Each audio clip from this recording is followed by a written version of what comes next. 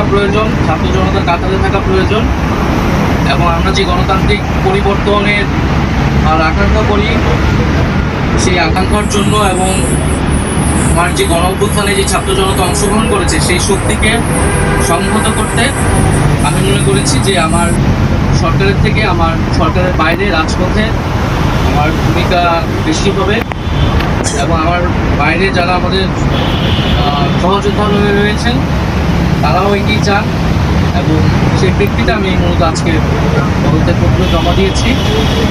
গত 6 মাসে আমি আমার জায়গা থেকে চেষ্টা করেছি কাজ করে যাওয়ার।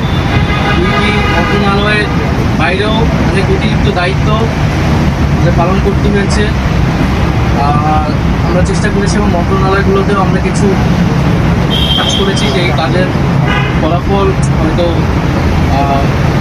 সামনে জনগণ পাবে 6 মাস করে। এবং একই সাথে এখানে